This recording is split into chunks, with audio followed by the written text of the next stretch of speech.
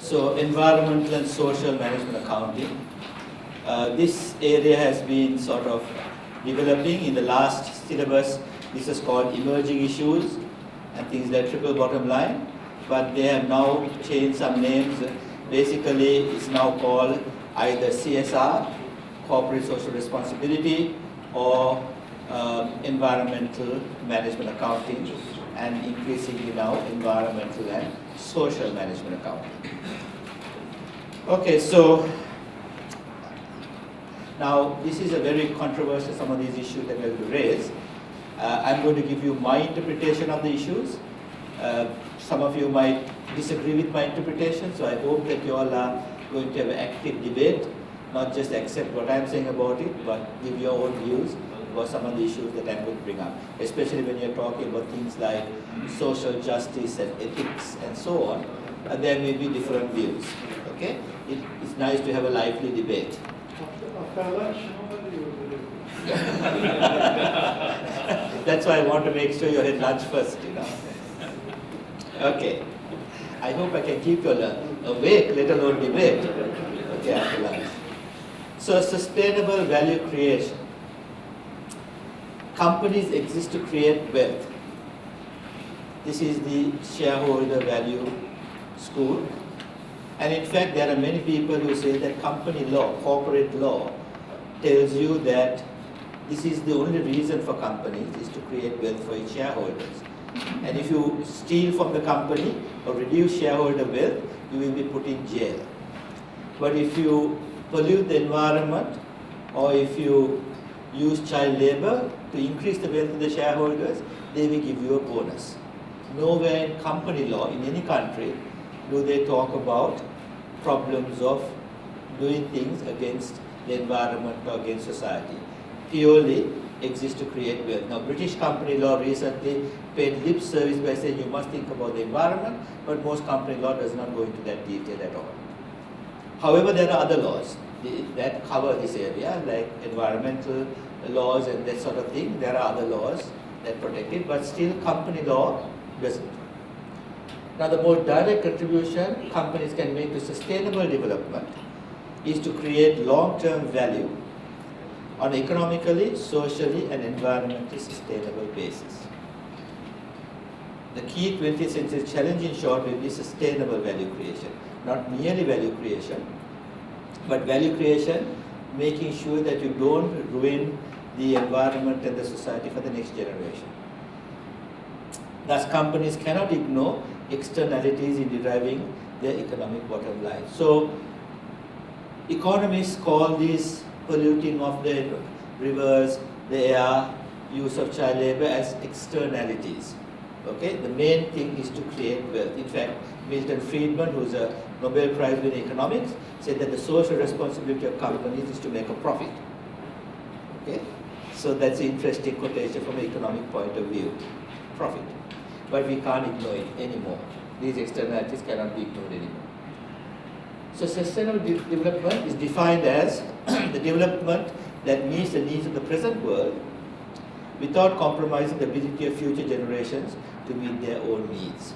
So just look around you, okay, at the water that you're having here, the shirt that you're wearing, the frame of your specs, the pills that you took this morning, the car that you drove. What is the common element that you have used in all of those examples I gave? Petroleum. The nylon in the shirts, the plastics in the bottles, all of that is petroleum. So what are we doing, especially in this part of the world? We are digging this petroleum and essentially burning it. Okay? So such a valuable commodity that governs so many things that we do, okay, is often just burnt. So would your great-grandchildren ask you, Mommy, Daddy, why did you take our most valuable resource from this earth and simply burn it? Okay, this is the sort of thing that they could ask. So we have to think about these things. Are we doing things today that compromises our own future, our children or great-grandchildren's needs? So the principal reason for the emergence of sustainable development issues in business are a number of reasons. Okay, these things have suddenly become front page news. Why? Because increasingly these sorts of things are happening. Consumer boycotts of products that are perceived to have been produced unethically. For example, Nike, the producer of footballs, got into trouble maybe about 10, 15 years ago when they used small children, because they had small hands, to go inside a football to do the stitching. And they were doing this in countries like Bangladesh and Thailand. And what was Nike's response? A stupid response. They said, oh, if we don't hire these children, their only alternative means of income is to be prostitutes. Okay, now, maybe that was true. Okay, but that's not the sort of thing that you would be telling in your company's PR statement. But that was the sort of response we had. And there was a huge backlash against Nike for that sort of response. Okay, they had to make a lot of apologies and so on. I may have mentioned about Nestle or Nestles as some people call it, it's actually pronounced Nestle. They made Nespray, the powdered milk. In the 1970s, they had a massive marketing campaign in the developing world, especially in Africa, to give powdered milk to children, to infants. So what did African mothers do? African mothers were seeing these big billboards with beautiful, bouncy white babies. So they bought the Nespray, but they put, because it was so expensive, they put half doses and quarter doses to the water to feed their infants. And these infants who were very, very healthy with mother's milk suddenly became malnutrition. Okay, and there was a massive backlash against the company. Okay, this, by the way, before CNN and Facebook and so on, against the company, and they were not only boycotting the Nespresso product, but all of the Nestle brands, such as chocolates and Nescafe and so on. So these are the things that are driving companies to think carefully about what they're doing. Nestle had to do a massive campaign of trying to convince people that they were now educating their markets properly. The success of lobbyists and activists in raising public awareness of environmental and social issues, elevating these to mainstream status. Maybe about 5 or 6 years ago, these things were sort of hidden on page 31 of a 32-page newspaper. Okay? Today, it's headline news. Okay, especially in countries like Australia, political parties called Greenies are becoming now into power, in fact holding the balance of power. So it's now mainstream. Research into motivation for shareholder purchase decisions, resulting in the proliferation of ethical investment funds. So now there are more and more people are saying, if you're putting our money into investment funds, we must make sure that those funds themselves are investing in ethical companies, companies that are seen to be working ethically.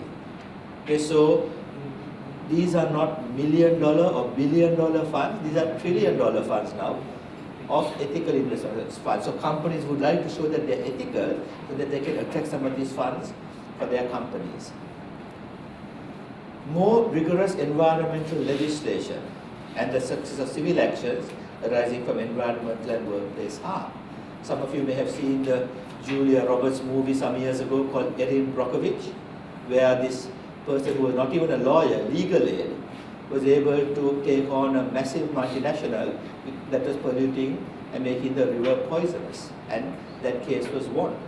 Okay, and these days, more and more cases against companies that are doing environmental damage are being won by these sorts of people who are going after these civil actions. Next is the CNN world. Today, information about wrongdoings or problems are instant. Okay, a company in China, all their people perish in a mine because very faulty standards are being done. It's news in about a few minutes. Okay, and of course you can't hide away. I was in Sri Lanka in Colombo one time talking to my mother one morning, and it looked like it was going to rain because there was a lot of noise. Okay, thunder. Phone rings about 2 minutes ago. It's my wife from Australia phoning and asking me, "Are you all okay?" I said, "What happened?" You see, that morning the Tamil Tigers had taken a truck against the World Trade Center in Sri Lanka and bombed it. That was about 3 or 4 kilometers from my house. Okay, I didn't know, but someone from a hotel nearby had taken a video with his phone and sent it to CNN, and my wife in Australia saw it. Okay, and was worried. So many times, bombs go off in Indonesia. I phone my colleagues there. They say, "What bomb?" We know it faster than people in the ground. So it's a CNN world these days. You can't hide. Now, in the 1970s, Shell in Nigeria, there was a lot of protest by a certain group of villagers who said that Shell was doing a lot of exploration in their area, but not giving them jobs or paying for their use of their land. Suddenly, the person who was leading the charge was killed. Okay, so Shell said, "Oh, we had nothing to do with it. That's a local issue." Okay, now about 30, 40 years later, about 6 months ago, they finally paid that village a massive amount of money. Okay, they said, "We are not admitting liability," but they paid a lot of money. So I think the message is clear there. But these days you can't hide like Shell did for so many years. A growing body of scientific evidence regarding the impacts of climate change. Now we'll talk about that later in more detail, so I'll leave it for the moment. The achievements of NGOs, non-government organizations, in raising public consciousness and addressing issues such as the environment, conservation, and human rights. So groups such as Amnesty International and Greenpeace. Now I don't quite agree with some of the policies of Amnesty International, especially Amnesty International, okay, because they do have a political angle. They do take a political angle and tell various things about countries, okay, and sometimes they have that political agenda, which is not a proper thing. However, the fact is that people do listen to them, and it is important for us to consider their views, even though you don't agree with them. So these NGOs, Greenpeace is the guys who go and try to stop the Japanese whaling ships from throwing harpoons at the whales. Okay, it's a very interesting organization. Increased mainstream media coverage of environmental and social issues. So I've talked about that already. It's now front page news. Corporate peer group pressure on environmental, social, and ethical issues. So one company does a very important CSR report. Okay, it pressurizes other companies to also show that what they are doing for the environment or what they are doing to their society. So there's a lot of peer group pressure. Some of the CSR reports is complete what we call greenwash or whitewash, all just PR, nothing else. Okay, but still they try to do it. So because of all this, there has been increasing importance of this area of social and environmental accounting. Okay, so let's look at that area. The sustainability agenda was long understood as environmental accounting. That's an attempt to harmonize the traditional financial bottom line with the environmental bottom line. But today, we are seeing that it's in fact a triple bottom line, focusing on not only economic prosperity, which is the financial, and environmental quality, but the third one, social justice. This is overlooked in the past, in the area of child labor and so on. So it is a triple bottom line that we are going to look at. To achieve the balance implicit in this environmental and social management accounting concept, we need to not only new forms of accountability, but also new forms of accounting. Now, accountability is responsibility. So let's look at these new forms of accounting. This does not mean that every aspect of a company's performance can or should be reduced to a common currency of money values. Some companies try to do that. They try to say, look, we spent $200 million on cleaning up the environment, or $500 million on making sure our workers are safe. Because they put everything now to money value. But if we have to manage a given company's performance effectively, we must find credible indicators or measures of progress in terms of our implied contract with society. This reporting is also called corporate social responsibility or CSR reporting. Okay, so here are some examples of CSR reporting that you find in various annual reports of companies. Protection of health and safety of workers. So companies talk about how they are protecting the health and safety of workers. Remember I told you that if you don't do this in certain countries, it's a criminal offense. Equal treatment of employees. So despite the reality these companies say that doesn't matter from what school you come or what religion, what nationality, we treat all our employees equally. So some companies wish to show that. Avoidance of bribery and corruption. Now that's interesting. Bribery and corruption. Okay? Companies say that they don't get involved in bribery and corruption. Okay? And we have an excellent record. Now, of course, legally, some companies cannot do so. In USA, there is a Foreign Trade Practices Act that specifically tells you that you cannot pay a bribe to get a contract in a foreign country, right? That is the specific legislation. So what do American companies do? They pay lots of commissions and bonuses, okay, not bribes. The French are not like that. French are pretty straightforward. If you go to a French company, a French embassy, if you are a French company, okay, so if you are a French company, and you come to another country and there's a tender going on, you walk into the French embassy and you ask for a book which they give you, which has the going rate for a bribe. I'm serious. So Prime Minister so much, President so much, Minister so much, the French will tell this is about the rate you should pay. Not only would you pay it, but it is allowed as a tax deduction. Okay, so America complains, how can we compete against a French company which not only allows you to pay a bribe, but also you can use it as a tax deduction. Okay? Now, of course, the biggest and most corrupt people, and there may be some people who disagree with me, would be the British. Okay? Why is that? They don't bother with bribery and corruption. If there is a big tender in any of their Commonwealth countries like in Africa or in Asia, they send the Queen of England on a royal visit. Right? The Queen goes on a royal visit, and amongst the people who are invited to shake hands with her would be the chairman of the tender board of this particular company that is giving the tender. So he is so thrilled, who has shaken the Queen's hand, that the British company gets the tender. Okay, now she has personally been able to do far more business for United Kingdom than any other company or marketing office in England. So excellent marketer for the British companies. So is it bribery and corruption to have a royal visit and get the Queen's hand shaken to get the tender? Some will say no, it's not. I would say it is. Okay? Anything undue doesn't have to be monetary, even a non-monetary thing. If it gets you a favor, then that is bribery. What do you think? It depends on the definition of corruption. Exactly. What is the definition of corruption? Okay, I mean, for example, please don't misunderstand me. I'm not saying we should do it. We only look at the definition here, right?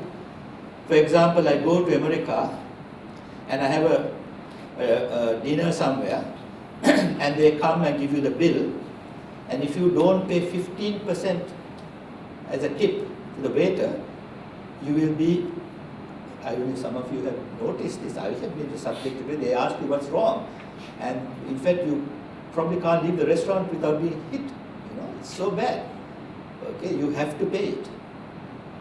Even if the service was lousy, you have to pay that. But it's called a tip. You go to Sri Lanka, the tax office, because you're having a tax problem, and you call one of the peons. Peons are people who take files from one person to another. You say, hey, can you get me my file? He will open the drawer and get you a tax file and give it to you, and you pay less than what you pay the man in America for his bad service, and your tax file disappears and your tax problem is solved. Okay? I think all of you know what I'm talking about. It's not only Sri Lanka. Now, is one a bribe and the other one a service tip? Or is it a definitional problem? Sorry? I think so. Some people say no. Everyone knows it's 15% where the service is concerned, and this one is variable. Okay, but isn't it the same thing? You're paying for a service. Okay, so you're right, it's a definitional problem. It's an ethical issue. This one as a service, the restaurant. Yes. On the other side, It's a it's service. a service, but the ethical issue is for the tax. to make my file disappear. Yeah, okay, maybe that's a bad example. Let us take another simple example. You go to an office in Australia to get a copy of your birth certificate, right? They will charge you $35 for a copy. And they will simply photocopy it and give it to you for $35. You go to Sri Lanka for a copy of a birth certificate and you pay the man very much less and he just takes a copy and gives you. One is officially recorded and a receipt given, other one is to his pocket, but the same service. It's a corruption in the one in Australia won't be certified. Won't be talking. No, in Australia it's not like Dubai. Nothing is ever certified. You know that Australian companies don't even have a seal. That's been done away with. Australian companies don't have a seal. Okay, so no company seals in Australia. Only in countries like Dubai is everything stamp and stamp and stamp, right? Only here. And I think that's the Indian influence, to be honest. Okay. Yes. I think if we define the corruption, we can measure all the action after that. And the corruption is any action or say on the interpretation of that give unequal opportunities to the nominees or those competitors. So if we are 5 competitors and someone make an essay or make something that allow who will give the tender, for example, to give me advanced opportunity, or end of the day, rather that we don't have an equal opportunity regardless of the technical of what I am doing or the price of what I'm doing. But look, equal opportunity. So what you're saying is it's money related. No, sometimes it's a network, it's ethical. For example, if we are in the same nationality, I will prefer that I will give you something. It's different. Maybe nationality, maybe language, maybe ethic. It depends. As long as we don't have an equal. What you're saying is that companies shouldn't have a competitive advantage.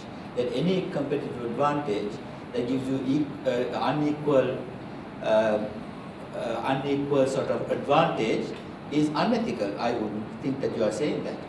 No, I'm saying that the advantage should be based on the product or the service you are supplying or the cost of what you are doing.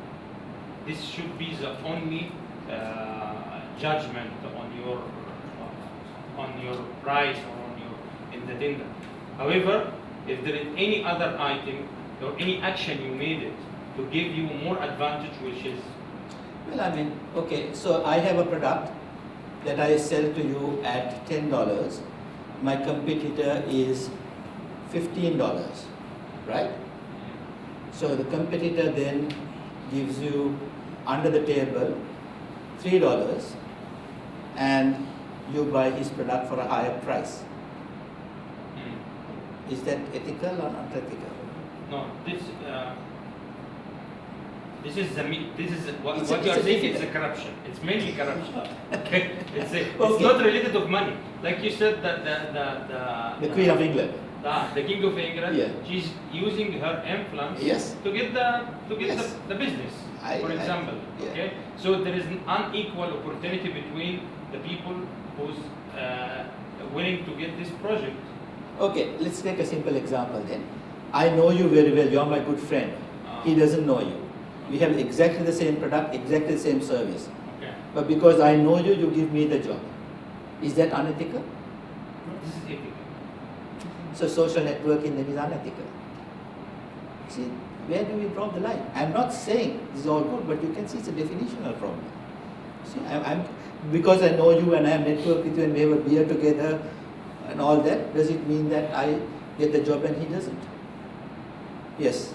If you want to get the job and we are, a good contractor, and we know that that company will not approve our quotation unless something, especially in purchase area, we should give something to that person. How should we deal with this situation? Well, in America they say you shouldn't. So America basically will give that person a higher management fee.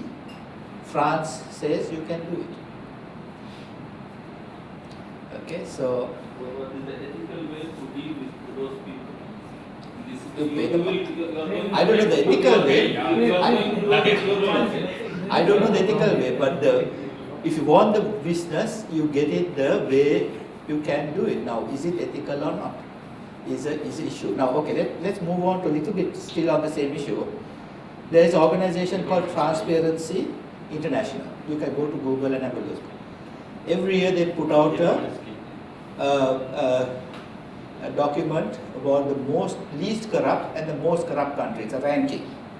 Right? If you go to the bottom of that Transparency International, the worst country is Nigeria. Did I mention this to you all already? No. Okay. Nigeria. Nigeria is 50% Muslim, 50% Christian. Next after Nigeria, that's for the bottom, is Bangladesh and Indonesia, Muslim. Then comes the Philippines, Catholic. Then comes Thailand, Buddhist. And then India, Hindu. So it's interesting that religion is supposed to teach us ethics and moral values. But if you look at Transparency International, you can go to mosque on Friday, church on Sunday, come Monday morning, you are as corrupt as anyone else.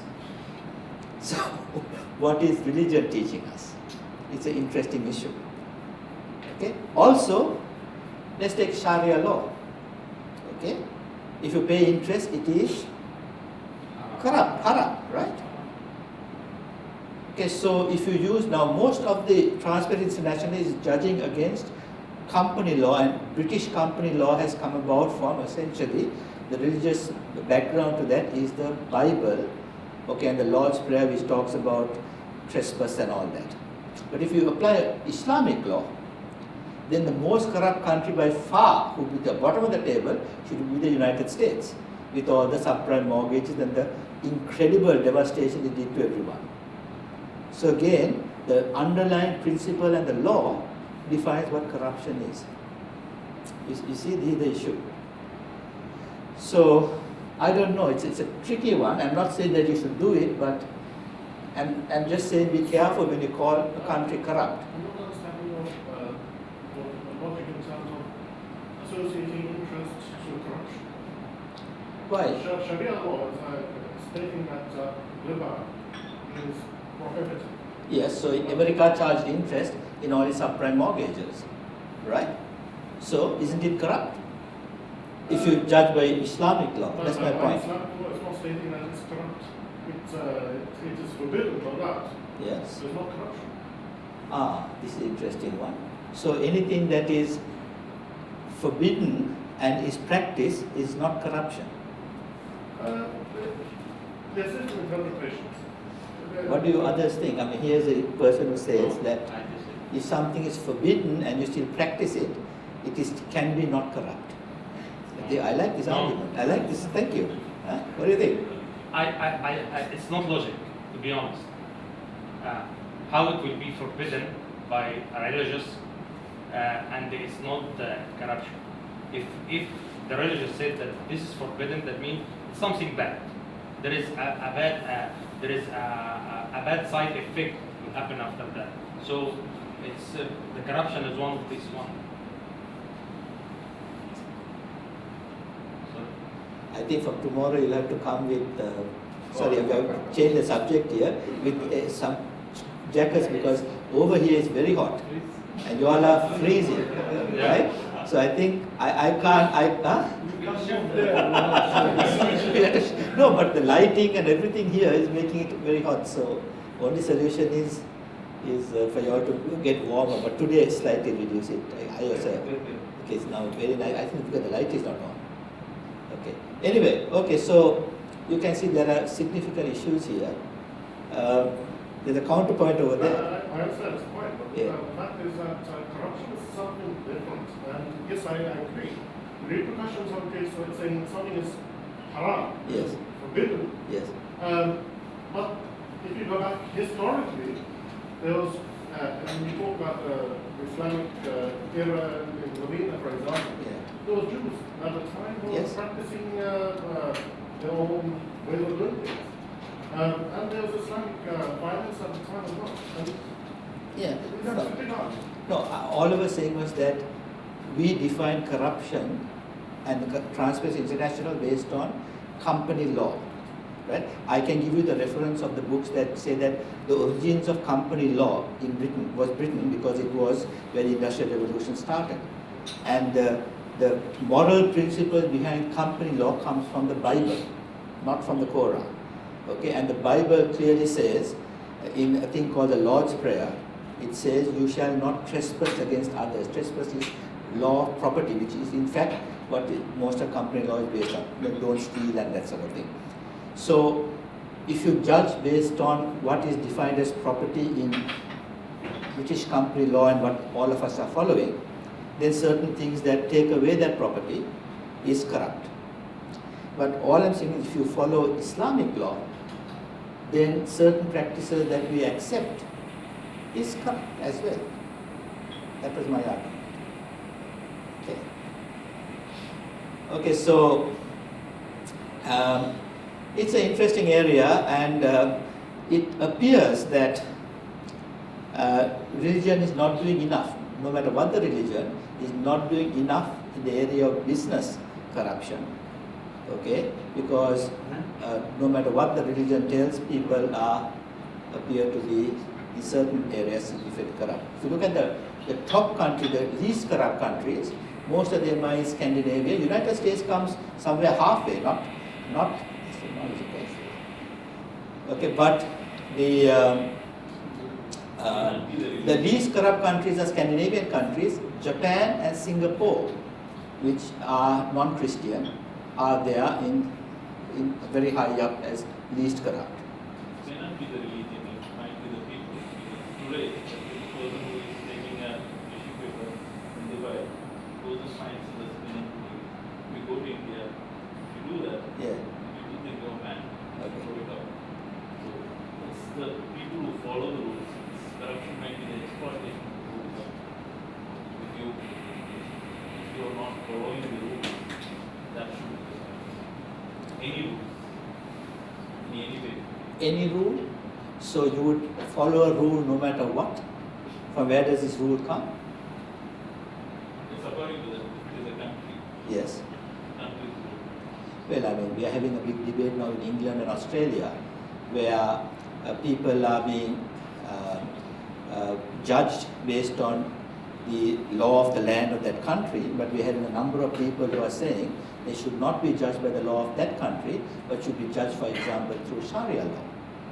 So then what do we have? A situation there.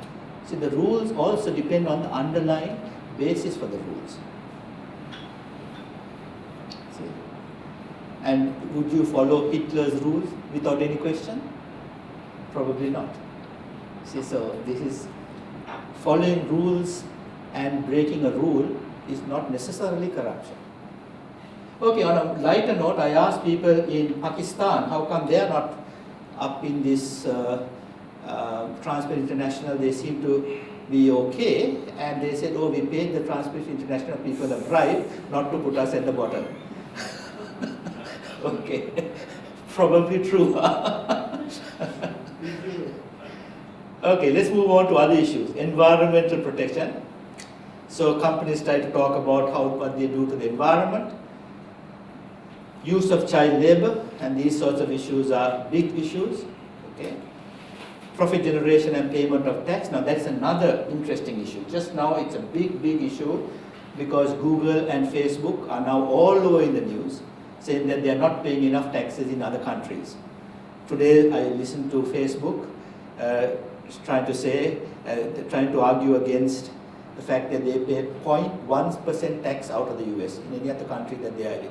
There are billions of members who are using all their services, but they pay only 0.1% tax out of the US. Okay, and their response was, oh, we are following the law. That's enough. Okay, so it's very easy to make profit in one country. Okay, and ethically you're supposed to pay the tax for that profit, but then you do transfer pricing, and I'll show you some of these methods later. Transfer pricing to, is that my mic or what? This is drilling. Somebody drilling upstairs. Upstairs, huh? No, but, okay. So I mean, to transfer pricing, many companies don't pay any tax at all. It's a bit annoying, as you can see. Okay, provision of secure jobs to its workforce, that's another area that companies talk about.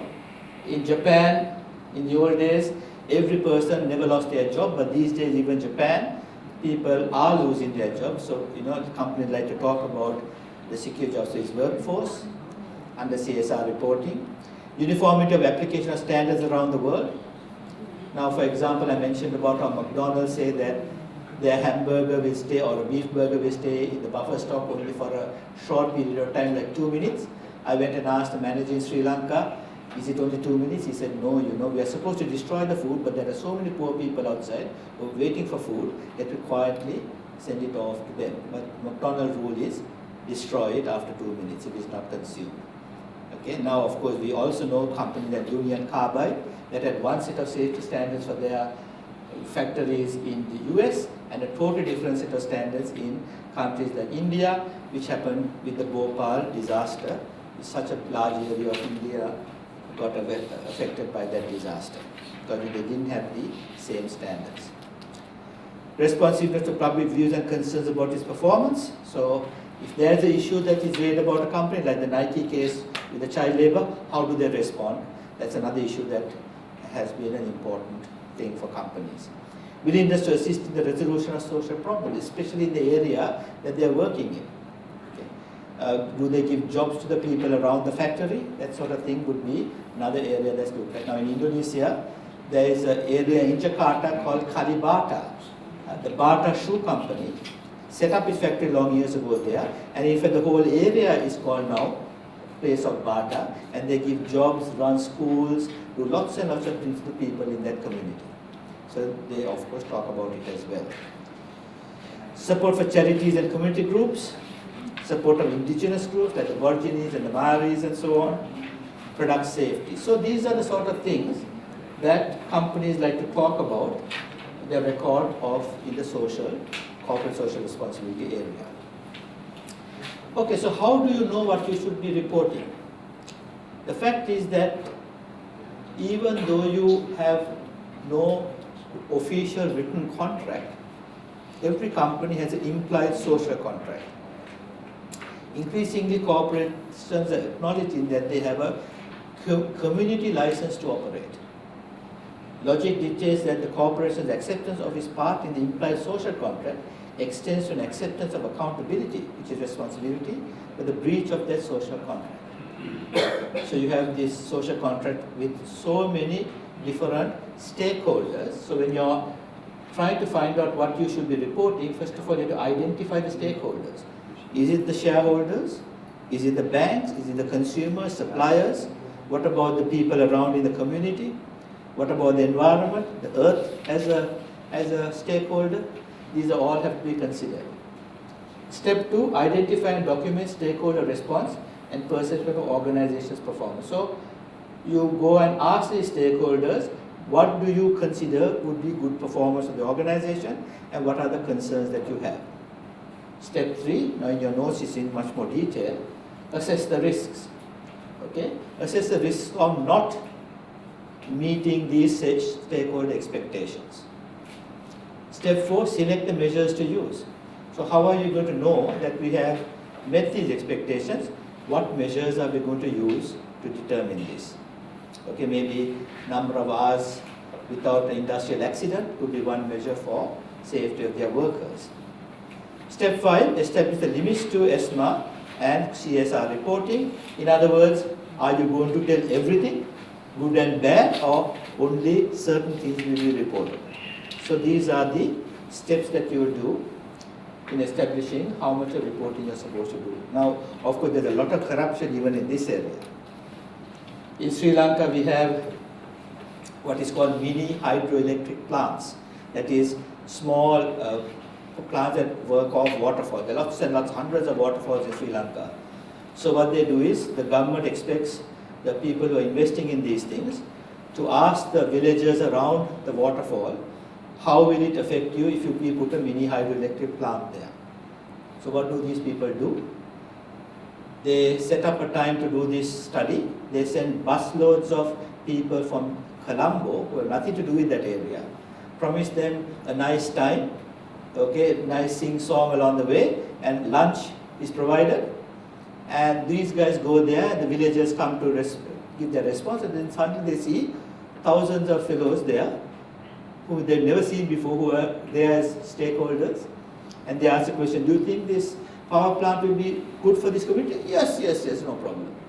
So it is recorded, and they go back and they show it to the authorities, and the license is passed. Often the authorities themselves are the ones who send the buses. Okay, that's the sort of thing that happens. So there's a lot of corruption in this area as well. Okay, measures to use. There is presently no accepted single standard for measuring the combined economic, environmental, and social performance of an organization. Attempts have been made to use money as a common denominator, for example, by putting a monetary value on the cost of restoring environmental damage or the cost of treating an injured worker. There are, however, limits to a monetary formula.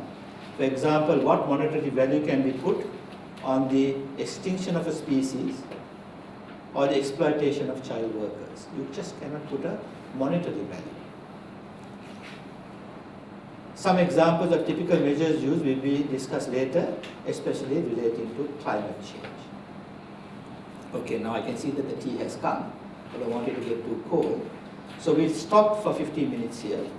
Okay, or maybe 10 minutes or 15, doesn't matter. And we'll continue with this topic after that, because we're going to look at now the climate change issue, which is a big issue. Introduction to the topic, this is not in your notes, is this particular picture here. Okay. G.W. Bush, global warming Bush. Okay. He basically did not sign the Kyoto Protocol and went after all the oil he could get, and basically it is the seeds of environmental destruction. Now the person he went against for the election was Al Gore. Okay, and Al Gore actually, we now know, won the election, but because of the Republican Party having more Supreme Court judges than the Democrats, the Supreme Court judges said that they don't have to count Florida, and Bush won. Okay, now had Al Gore won, Al Gore went on to get a Nobel Prize in economics and be a spokesman for this area of climate change and the global warming area. He not only won a Nobel Prize, he also won an Oscar for his documentary, An Inconvenient Truth. Okay, if you all have the time, watch that. It's a really, really good documentary. So what exactly is this global warming? Well, before man came on Earth, either created or through evolution, we don't know, but before man came on Earth about a couple of million years ago, we had essentially volcanic eruptions and rotting vegetation. These are called the sources of carbon dioxide and other greenhouse gases. So they were put out into the atmosphere, but they were collected by trees that grow requiring carbon dioxide, and also the algae and so on in the great oceans required carbon dioxide. So there was a nice balance between the sources of carbon and the sinks of carbon, and this was called the greenhouse effect. It is required, but not too much. So what is happening is that now there is an imbalance. Man came on Earth. Initially we were only a small amount of people. We cut the trees for firewood and so on, and building construction. But then, after some time, we found that some of these trees that were there before our time had fossilized and were down underground a little, and that was coal. Okay, so for the Industrial Revolution, they dug up this coal and they burned it for power the machinery. Then when that was running out, they went a little bit deeper and of course found petroleum.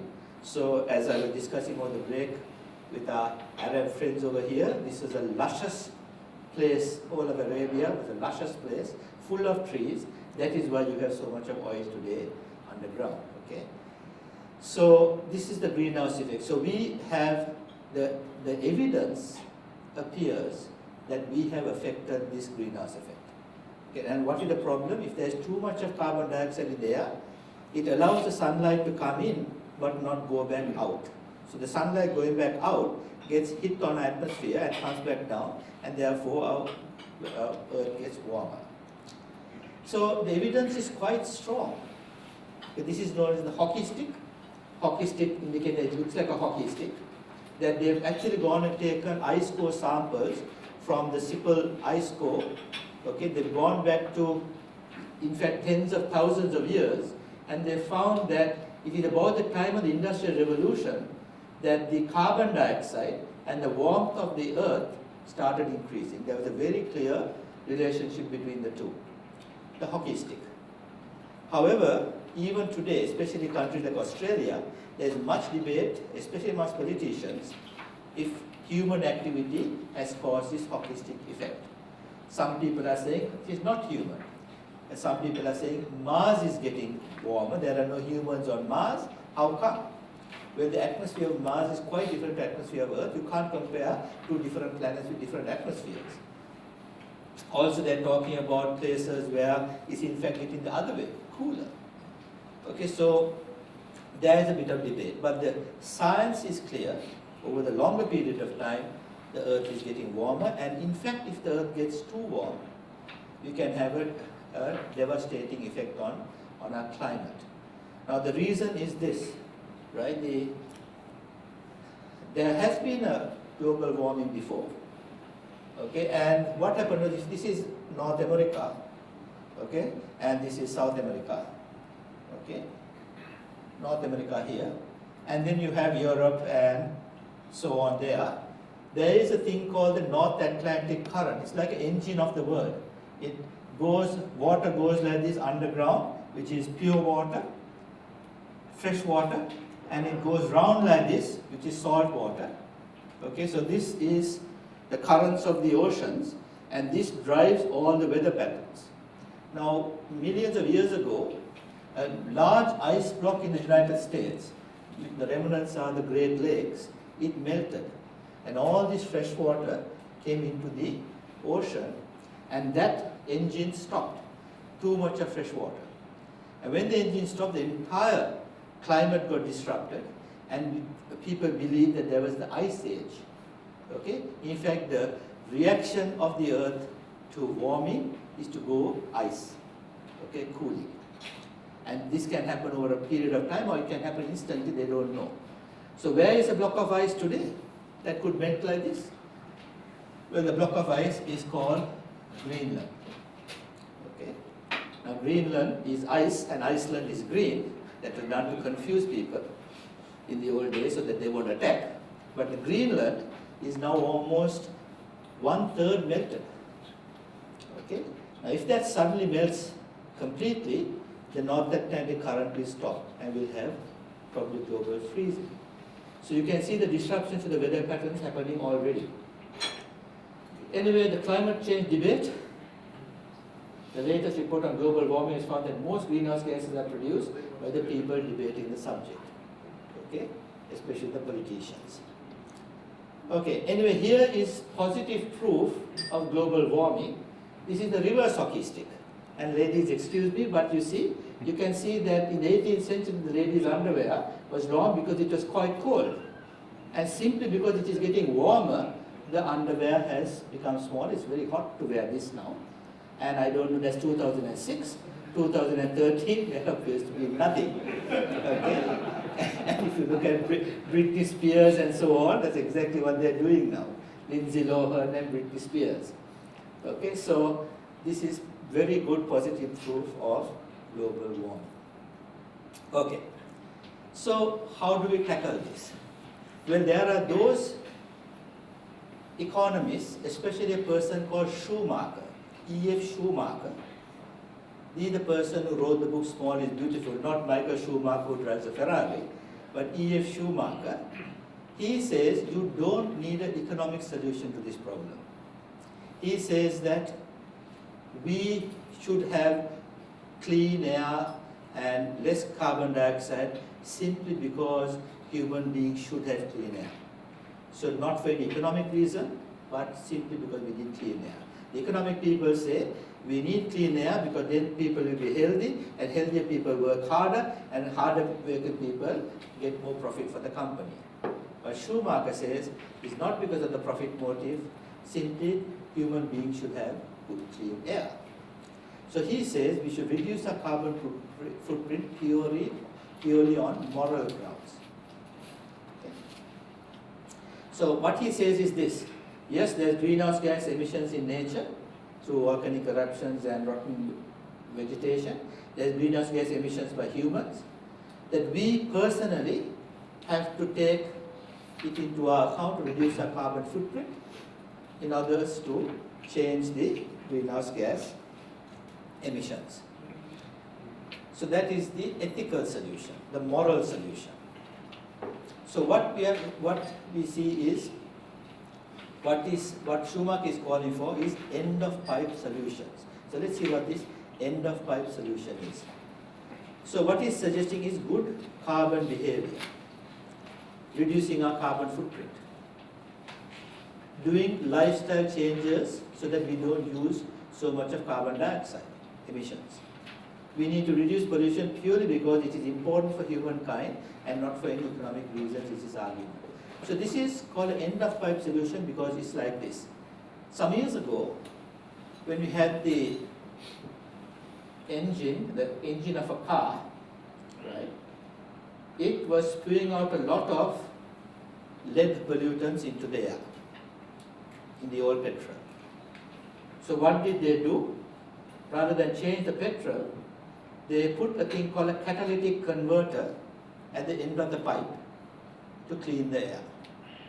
So it doesn't matter if it was bad petrol over here, okay, they put something at the end of the pipe to clean the air. So this is called an end of pipe solution. So where human beings are concerned, doesn't matter if we burn a lot of carbon, coal or petroleum to create the electricity that we want. We should, when the electricity comes, we should use less of it to reduce our carbon footprint.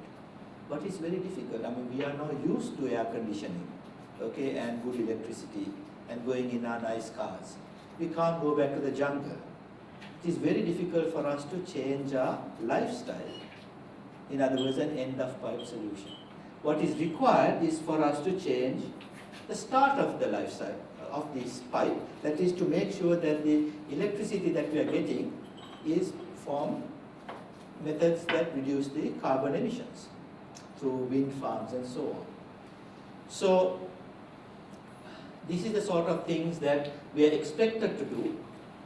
Carbon ethics for individuals, change your light bulbs, pay the carbon offset, work closer to home so that you don't have to use the car so much, have a green wedding, that means to buy locally rather than get products coming from overseas that have burned carbon dioxide, say no to plastic bags and all sorts of things like this. All of this was set up in the Time magazine as things that we could do as individuals, and businesses could also do things to reduce their carbon footprint, pay the carbon tax, let employees work closer to the home, okay, think outside the packaging, do not use paper, but more electronics, and that sort of thing. How does paying carbon tax actually reduce carbon emissions? I'm actually dealing with aircraft right now as well, and Europe is very strong at ETS, and America is also an argument going on in America and FAA and the ESMA on this issue. But how does paying carbon tax, maybe it's an avoidance of not going or traveling with my aircraft, for example? Yeah, look, I will come to that definitely, okay? But you're right, there is a big debate if carbon tax is of any help at all, especially if it is then simply charged to the consumer, okay? So what he's trying to tell here for the business is, because you're going to have to pay a carbon tax that you cannot pass on, that will make the business use less carbon dioxide. That is what he's trying to say here. Factually, can you do it? Let us talk about it. Okay, so these are the end of pipe solutions for individuals and businesses. But the problem is, it's not working. Okay? This is done in 2009, where the Age newspaper in Melbourne, Australia, looked at our companies trying to reduce their carbon footprint. At this time, Australia did not have any carbon legislation. And the idea was very clearly, you can't get companies to act on an ethical and moral basis. You have to force their hand in some other way. So, ethical solutions are not working. We simply are used to too good a lifestyle. So what we require is start-of pipe solutions. The emerging paradigm of carbonomics is that we are still using 18th century power to power our 21st century needs. Our laptops and our PlayStations and our cars all are powered by petroleum and coal. Okay? So we need to change the method that we get power rather than our lifestyle. That is the argument.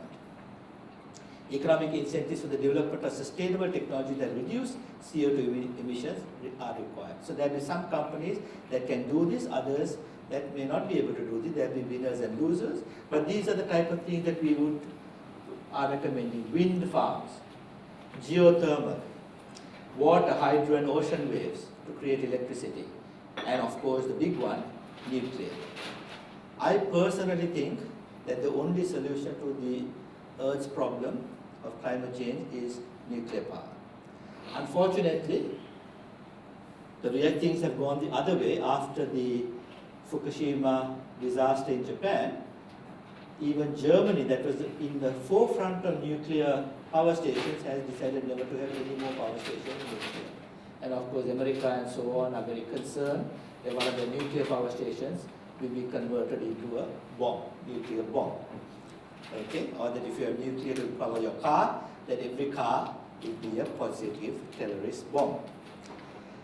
So unfortunately, that is a problem. Of course, the scientists say, what about the half-life of the nuclear waste? Okay, the nuclear waste half-life is like thousands of years. The issue about this is that within about 30 years, if you don't get our act right, we will have a major disaster in our lifetime. So what we need is start-up type solutions. Okay, so if we have wind power, for example, there will be no problem at the end. We don't need a catalytic converter type of solution. So this is where the Kyoto Protocol comes in.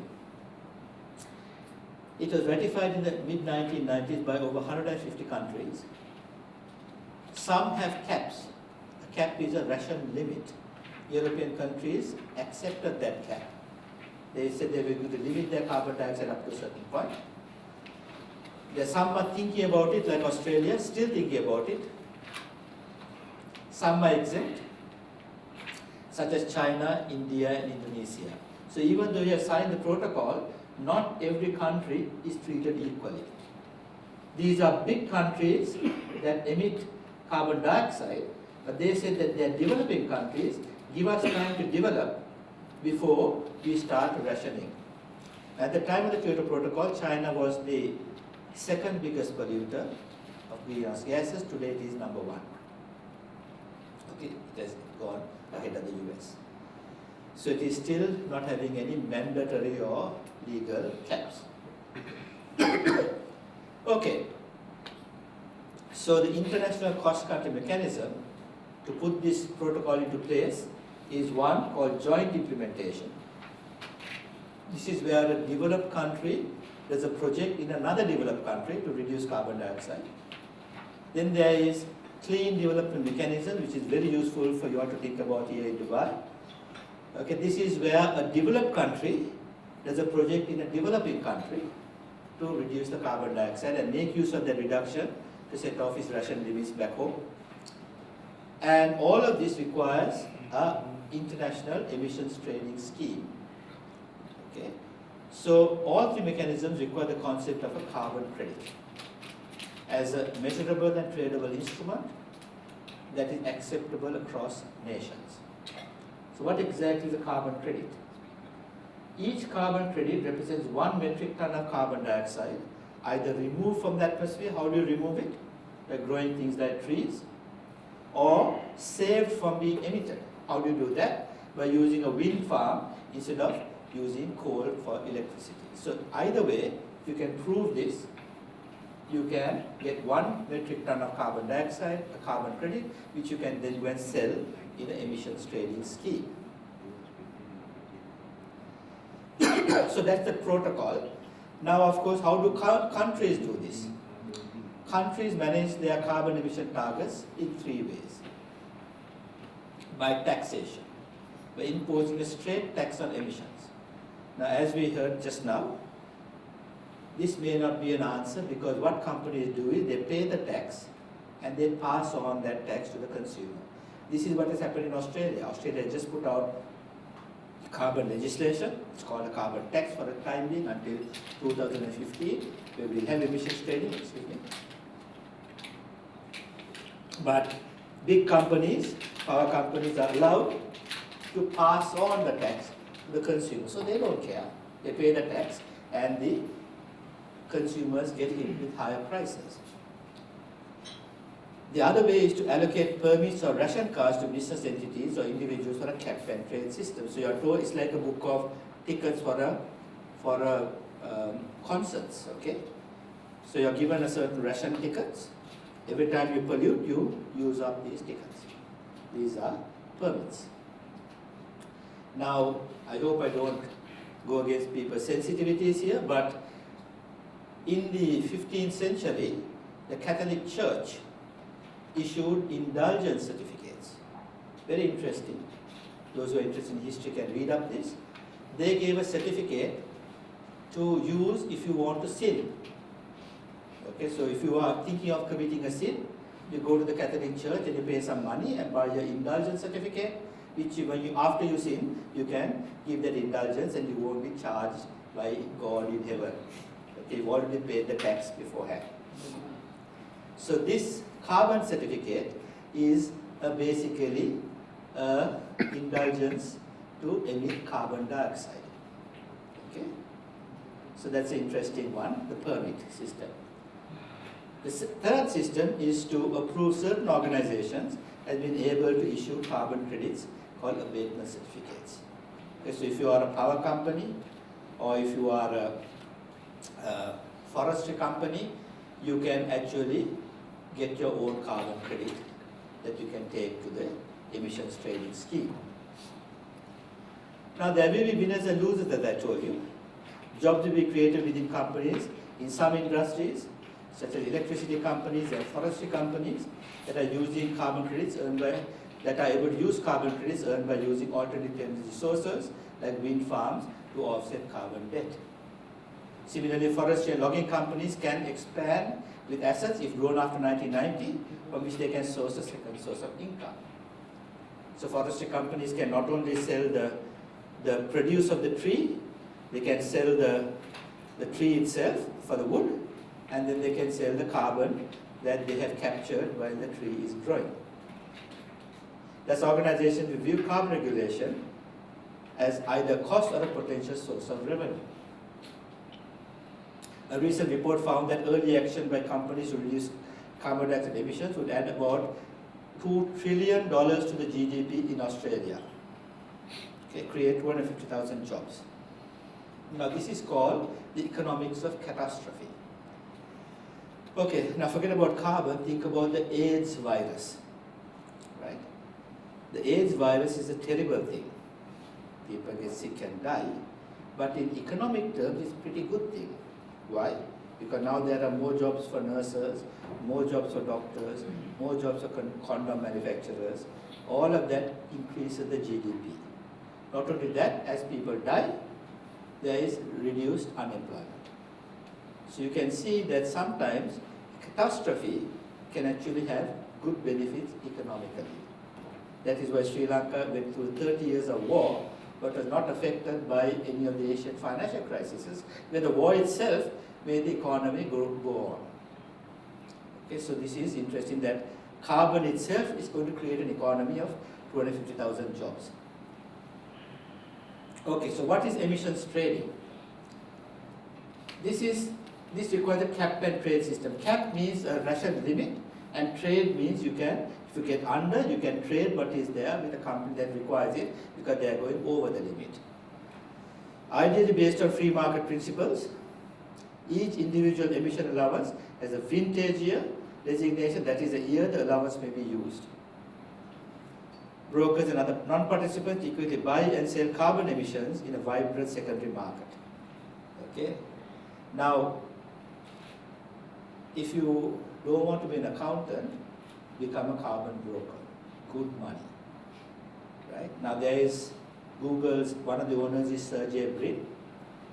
He was very guilty that he was flying alone in his 747.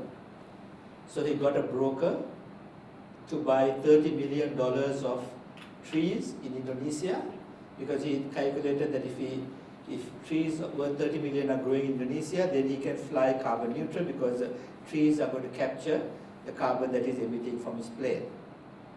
Now I go to Indonesia, 100 times there. No one knows what happened to Google's $30 million, because the broker was supposed to take a 3% commission, but took a 100% commission. Okay? Now, he is not the worst. The worst was the Pakistani Prime Minister at some stage, who said that he asked the World Bank for money. He said, I want $1 per citizen loan, because I'm going to get every citizen in Pakistan to plant a tree. So he got the loan. And he put an advertisement in a couple of papers, come and collect your tree. How many people do you think who are all over the place can go and collect a tree from some location? So maybe let us say he got about 3 million trees planted. What is the Pakistan population? What's the population? 300 million? Yeah, okay. Hey, you should know what your population is. I'm a British national. Well, I'm Australian, but I know Sri Lanka population. I was only visiting Pakistan for a week. Okay. Okay. 180 million, is it? Yeah, so 180 million minus maybe 20 million trees, you know the profit that he put in his pocket. Right? And this came from the top. So it's a great business, because very little transparency or any audits are done in this area. Now the largest multi-country cap and trade system is the European Union Emissions Trading Scheme, which is very successful. Unfortunately, since this notes were written, last week, this system got into trouble. Okay, and there is a question if this is going to continue. They're saying that this is one of the reasons why Europe is in trouble, because we are paying too much for our carbon tax. Okay, and they want to shut this down. So I don't know where all this is going. Now, what is the carbon debate in Australia? Well, Australia says voluntarily, it hasn't promised to do it mandatorily, but voluntarily, it wants to take the year 2000 as its cutoff date. And it says that it wants to reduce carbon by 5% by 2020 and by 60% by 2050 from these 2000 levels. Okay, so you can see that the target for 2020 is 525 and for 2050 is 221. But what they're estimating is that by 2020, the actual carbon emissions will be 583, so they'll be under by 58. And even though they reduce their carbon emissions by 2050, they'll be under by 221. So that's what they're saying. So how do they get this minus 58 and minus 221? They have to go and buy these credits from developing countries. Okay. So show me the money. The real economic effect is that developed countries, we pay developing countries like India, China, Indonesia for their carbon credits obtained via CDM projects or purchased via an ETS market. So they have to go and buy this. So that's how they will balance the books. This is essentially the rich pay the poor for the right to pollute. Okay. Politically incorrect to say this publicly, but it is the case. The rich countries are paying the poor countries for the right to pollute. So how do developed countries pay for this? Sell carbon rations to business organizations. Give tax incentives to companies for carbon sequestration projects. The companies that are doing these projects are given tax benefits. Tax organizations that exceed their carbon ration. Sell land for geosequestration projects. Now Australia is very interesting. Australia is a country where their land is such that you can actually, like a vacuum cleaner, put something into the air, capture the carbon, in the atmosphere and put it down and seal it up underground. Okay. This is called geosequestration. But of course, the people who are living near those places don't like that. Because what if it starts leaking? You'll have all this carbon dioxide near you. So there's a lot of controversy there as well. Sell uranium instead of coal. Australia doesn't like it, thinking there will be nuclear bomb, but it can do that. It has both large reserves of uranium and large reserves of coal. And establish an ETS. So what they have done is, in 2015, they hope to establish an ETS, emissions trading scheme that is going to be linked to the European scheme. But as I told you last week, there will be no European scheme. Okay, so this is an interesting thing that is going on. Okay, so the true price of carbon trading in Australia. We can't meet these greenhouse gas emission targets, the price is too high. What would be the cost? We will lose our popularity. And that's exactly what has happened to the government in Australia. They're going to lose extremely badly in the next election in September because people are concerned about the pricing of the carbon and so on. Okay, so going back to the economic issues, it appears that, remember I told you, E.F. Schumacher said it should be an ethical response. What the ETS scheme is that we have, before we get the ethical response, we put a carbon trading scheme so that because of this economic response, we can reduce carbon dioxide. That is the argument. Now, of course, this requires us to measure carbon dioxide. Remember I told you the carbon credit is 1 metric ton of carbon dioxide. Okay? So carbon emissions and sequestration accounting, this is not debits and credits, this is measuring carbon methane gases and greenhouse gases. The CS accounting mechanism must be sufficiently robust that the carbon trading market has confidence that the amount of carbon sequestered can be measured. In other words, let's take an example. We can say that X number of trees could capture Y tons of carbon dioxide that can be sold for Z dollars in the market. So we need someone to certify this, a carbon credit. Okay? But there is very little proper certification happening. Okay? Any serious accounting standard developed by a country or NGO, we need to be consistent with the Intergovernmental Panel on Climate Change Principle. This is the same organization along with Al Gore that won the Nobel Prize. There are at least 21 organizations that I looked at that are offering accreditation and auditing services across the globe to say we can stamp something as a carbon credit. But their methodologies are all different. The market is largely unregulated and lacks transparency. Yes? It's a new topic actually, new subject, the carbon account. Yes. But just about the carbon tax. Yes. This is one of the ways that they want the organization to reduce the carbon Yes. in the atmosphere. Yes. So this carbon tax that the government taking, Yes. what is how they are spending? They are Well, that is- putting in their expenses normal, or they are helping the society by putting trees or buy and so on. Yeah, very good question. Well, theoretically, they tell a company, this is the amount of carbon dioxide that you can emit, anything above you will tax. In Australia, in fact, for some countries, they tax from zero. Any carbon dioxide is taxed. The government collects the money and they're supposed to then put it into projects such as wind farms, geothermal, and other things. But what happens? They're governments, they're politicians. They take the money for carbon projects, and then if there's a problem with education, they put the money for education, nothing to do with carbon. Okay, that does happen, yes. So this is will affect or will open a black market for the carbon credit that the broker can sell it in the worldwide. Yeah, I mean the brokers can, there are a number of places that the brokers can sell these carbon credits. Because Okay. this is, I want to reach that the carbon tax can be the source of the credit of the carbon. Carbon tax and credit separate.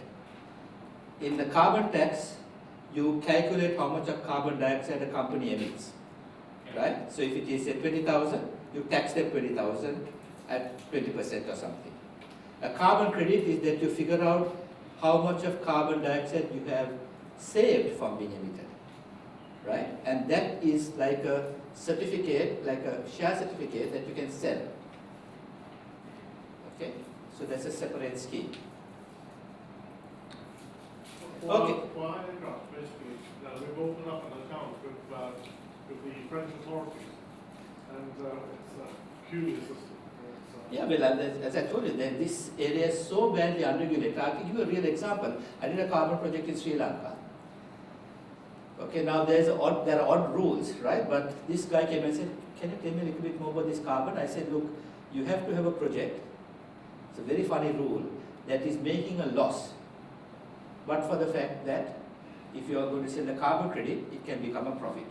So you're only allowed to get a carbon credit from a loss-making project that you can sell the carbon credit. If the project itself is not making a loss, then you can't get a carbon credit. Stupid rule, but that's the rule." So this guy, I said, "This rule is there." He said, I have this fuel switch plant that I put up about 5 years ago." I said, "Look, you can't get it because obviously you invested in it because you're not going to make a loss." He said, no, what makes you think so?" I said, "Come on." He said, "Come in 2 days' time." He had changed every single board resolution, everything, and the discount rate to show that the project was a loss. Right? I didn't believe him, but he had changed all the things. Big company. So then we got an auditor in. Okay, the guy from Denmark was very expensive. The guy from India was cheap. We brought him in there. Now I didn't do this, and excuse me ladies, but first of all he was taken to meet some Russian ladies, right, and given a good time. He came, didn't even look at the books, didn't even know it is, he just stamped it as carbon credit. And the company sent it to Germany and got money for it. Okay, they got up something like, I think about $240,000 basically by getting this stamp. Completely fraudulent. But this is what is happening. Okay, so largely unregulated and less transparency. So there's lots of bubbles. The carbon permit is like a bubble, okay, that can go anytime. So we have had lots of people who are making a lot of money with these sorts of schemes. So the global issues of carbonomics. At what point does an emission occur? Very interesting point. Okay, if you are going to charge a country for emitting carbon dioxide, where does it happen? So Australia digs the coal out of the ground. Does the carbon emission happen there? No, nothing has gone to the atmosphere. It exports it to China. Does carbon happen there? No, not yet, let's say. China then burns it to make the products. So you think that, okay, that's where the carbon emissions happen. But China says, no. We are burning it to make products that we are going to sell back in Australia. So you are the guys who are consuming the carbon, not us. We are simply making the product for you. Okay? So this is the interesting one. Australia will try to argue that China is emitting. China will try to argue that Australia is emitting. Okay, so there's a big debate there. There's also this concept of product distance. I remember I told you have a green wedding because products that are coming from a long distance have more carbon than those that are produced locally. So there is going to be a shift in world trade, which is called carbonization. Not localization, but carbonization. There's also the possibility of carbon dumping. Okay, China has no carbon regulation. Australia has. China sends produce to Australia. Poor Australian companies have to put a carbon tax on their products. Chinese products have no carbon tax. The Chinese carbon now is sold in Australia, which is like dumping. So will there be countervailing taxes, anti-dumping taxes? Obama has said no, he's not going to charge Chinese products a carbon dumping tax. These are big global issues at the moment. And I've already talked about the economics of catastrophe. Okay, so, and also I've talked about the global standard for greenhouse gas measurement. Still we don't have proper measurements in those serious accounting areas. So these are unresolved issues. Okay. Okay, talk about that. Okay. Now, let us look specifically at carbon finance issues. Firms operating in a carbon resident jurisdiction try to convert carbon dioxide into money. So let's look at an example of an investment appraisal that you'll be doing. The options available to manage carbon emissions liability is to do nothing and buy a carbon credit. Undertake carbon investments or carbon investments by undertaking internal projects to lower carbon liability, invest in external projects to offset the carbon footprint, or a combination of the two. So let's look at some strategies with dollars. Here is a company. Let us say that they expect to use 100,000 metric tons of carbon dioxide.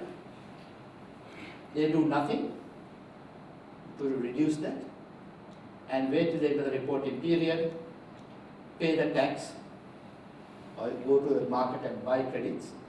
At the moment, the price is $23. That's a fixed price until 2015, and their cost will be 2.3 million. Okay, so that's the cost for polluting. But they can decide to do this. They can decide to do some projects inside the company, like using different light bulbs or having different sources of energy. Let us say that the cost to do those projects was 0.3 million, and you use, say, 40 million metric tons. Or you can do some international CDM projects, and you can do cost, say, 0.55 million, say 50,000 metric tons. So you can use these carbon credits to offset your liability, which means that you only need to buy 10,000, the balance, 40 plus 50 is 90, it's 100 over here. So you have to only go to the market to buy the balance. So in this case, if you take the cost of the investments and the cost of buying the balance credits, it's a cost of 0.97, so you save about 1.33 million by undertaking the project. So of course, we'll have to, these numbers are put from there, we'll have to do the evaluation to see if this is possible or not. Another strategy, of course, is to do more than the 100 million. Over here, 110 million metric tons, 110, sorry, what am I saying? 1,100,000 metric tons, okay? And then 110,000, I can't remember the additions here. I was getting late. 110,000, okay, so 10,000 more than that, right? So you can now sell the extra 10,000 at the market price, okay, which is a saving of 88. So you can see that your strategies will be based on how much of investment you can do, both in Australia and internationally. Now my PhD student has just submitted the thesis on these carbon investment decisions. Okay. As I told you, there's lots of scandals. Here is a guy who sold lots and lots of carbon credits in Papua New Guinea, right? 100 million carbon credit scandal, September 2009 in PNG. Okay. Total corruption is happening. This headline news. Okay. Lastly, carbon cost analysis. In product costing, the cost is computed up to the stage that goods are available for sale. Costs incurred subsequent to the product being sold may be also included via probability estimates of warranties and other after-sales service activities. Carbon cost analysis is a subset of the push towards environmental cost accounting that highlights the cost impacts before and beyond those related to the manufacturing. Okay, so I've already mentioned this case to you before, the Toyota Prius case, where if you take the raw materials in terms of production wastage, the waste management, all of this, take the whole of life concept, you might find in fact that many products and projects that are considered to be helping the environment are actually worse for the environment. We've talked about this before. This is where cost analysis comes into play. Finally, other issues. Here's a good one for financial accountants. Think about it. When a tree is growing, you can collect carbon, so it's an asset. But if a tree catches fire, it emits carbon dioxide, it's a liability. Can you think of any other asset that is also a contingent liability at the same time? So IFRS is finding it very difficult to record these assets. Okay, now you might say, okay, what about a plane? It's an asset. If it crashes, there may be a court case, which is a liability. But no, it's a different thing that's a liability, it's negligence and so on. The plane itself doesn't become a liability. But in the case of a tree, an asset can suddenly become a liability, the same thing. So financial accounting finding it difficult to figure out to account for this. Assurance, I've talked about that, lots of problems in auditing these things. Marketing, there's a huge amounts of corruption in marketing. Qantas, Australia's largest airline, if you go to their website, I think you can go to Emirates website and see the same thing. They say, do you want to fly carbon neutral? Tick this box. We tell you how much you can fly carbon neutral between Australia and Dubai. So pay the difference and you can fly guilt free. Sounds very nice. But Qantas actually only once purchased carbon credit, okay, for the market. I keep on asking them, where is this carbon, the trees that you're planting? No answer, they refuse to answer. Where in the annual report is this money? No answer. So what they're doing, you tick the box for carbon credit and they put it in their pocket as general revenue. There's lots of corruption. Supply chain, I've talked about that as well, in the product distance concept. So what the ICM has done is that we have set up an Institute of Certified Carbon Analysts and Auditors. It's in the early stages. I have talked to the United Nations and we have got approval now as a body of the United Nations to issue a worldwide certification for this carbon analysis and auditing. But the problem is that by the time we get this off and running, there may be no more carbon trading around or any need for it because governments are going away from it because of economic reasons. Okay, so this may no longer be a topic in the next session because people are moving away from it. Okay, anyway, CMA may be carbon management activist rather than certified management accountant. Okay, that's the only way we can save this world.